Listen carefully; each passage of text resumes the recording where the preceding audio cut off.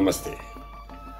భాద్రపద పౌర్ణమి నుండి అమావాస్య వరకు గల కృష్ణపక్షంలోని పక్షం రోజుల్ని మహాలయ పక్షాలని, అవి పితృదేవతలకు సంబంధించిన పక్షాలు అని, ఆ సందర్భంలో పితృదేవతల్ని స్మరించటము, ఆరాధించటము, వివిధ పద్ధతుల ద్వారా పూజించటము అది చెయ్యాలని చాలామంది అంటూ ఉంటారు.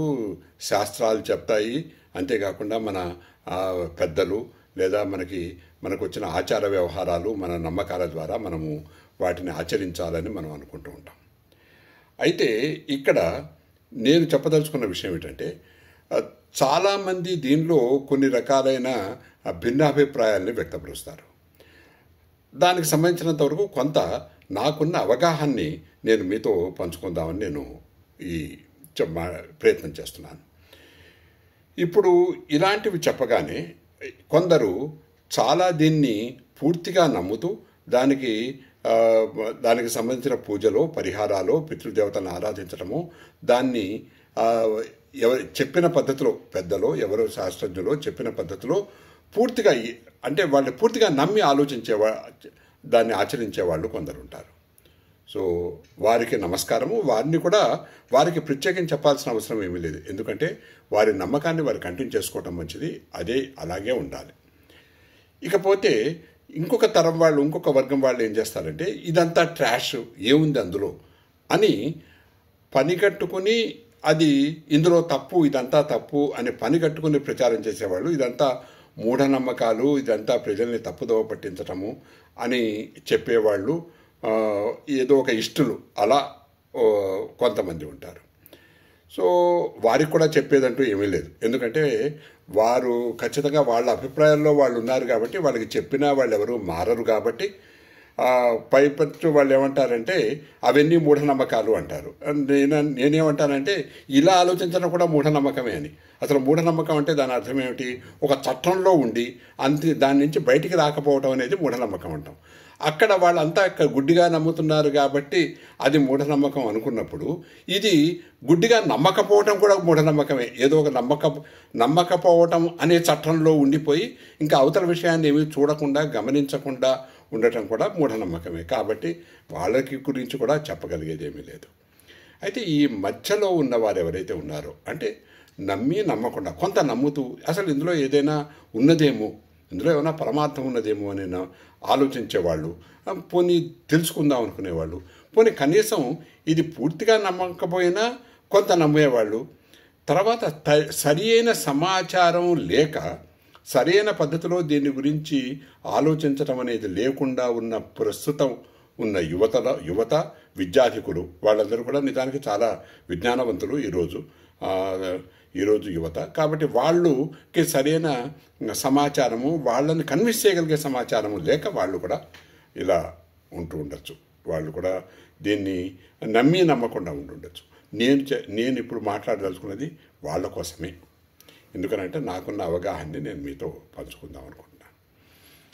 మొట్టమొదటి విషయం ఏమిటంటే, అసలు వీళ్ళు ఈ పితృదేవతలు అంటే ఎవరు అని చాలా సింపుల్గా ఆలోచిస్తే, మన తల్లిదండ్రులు మన మొట్టమొదటి పితృదేవతలు.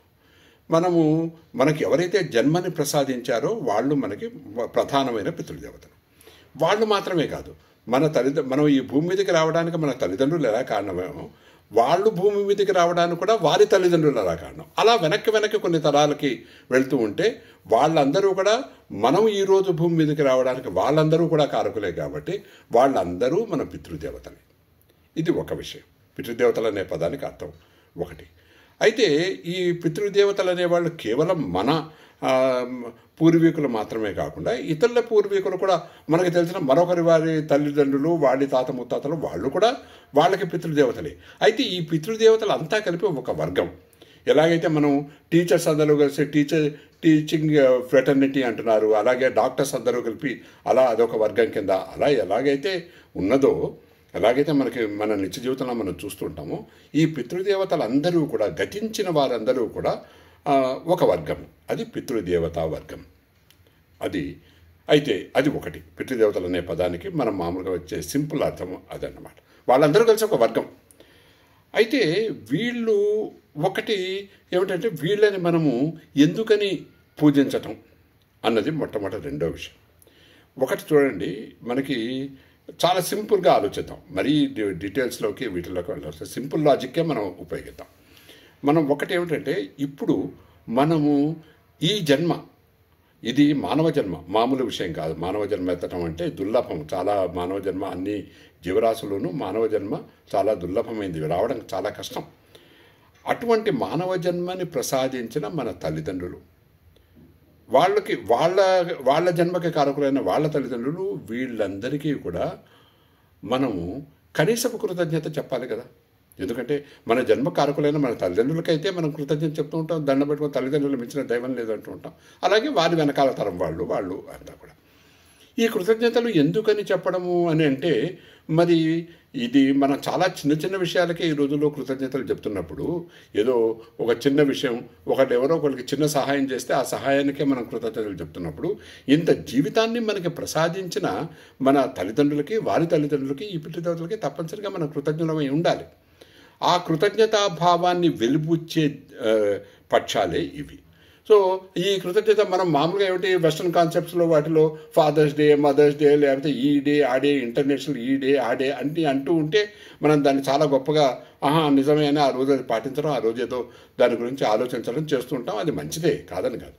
మరి అలాంటప్పుడు ఈ పితృదేవతలకి సంబంధించిన విషయము, వాళ్ళకి సంబంధించిన విషయాల గురించి ఆలోచించడము, లేదా వాళ్ళకి మన గౌరవము, మన భక్తి ప్రపత్తుల్ని మనం అందించటము, వారికి తగిన రీతిలో వారిని మనం గౌరవించడం, అది కూడా అవసరమే కదా మరి ఆ పద్ధతిలో ఆలోచిస్తే. కాబట్టి ఇలా ఆలోచిస్తే పితృదేవతలకి సంబంధించినది మనము తప్పనిసరిగా వాళ్ళకి మనం కృతజ్ఞులమై ఉండాలి. అంతేకాకుండా ఇంకొకటి చూడండి, అసలు ఇంకో చిన్న విషయం చూడండి. మనకి తల్లిదండ్రుల నుంచి, తాత ముత్తాతల నుంచి మనకి ఆస్తులన్నీ సంక్రమిస్తూ ఉంటాయి ఒకప్పుడు. మరి ఆస్తులు సంక్రమించినప్పుడు, మరి వాళ్ళ ఆస్తుని మనం అనుభవించినప్పుడు, అటువంటిప్పుడు వాళ్ళు కారకులు కదా. మనం ఇప్పుడు ఈ స్టేజ్లో ఉండటానికి కారకులు వాళ్ళు కదా. విద్యాబుద్ధులు చెప్పించవచ్చు, ఏదైనా కావచ్చు. మరి తప్పనిసరిగా వాళ్ళందరూ కారకులే కదా. కాబట్టి ఈ కారణం వల్ల మనం వారికి కృతజ్ఞతలు సమర్పించడం అనేది చాలా ముఖ్యమైన విషయము, అవసరమైన విషయము అన్నది మొట్టమొదటి విషయం.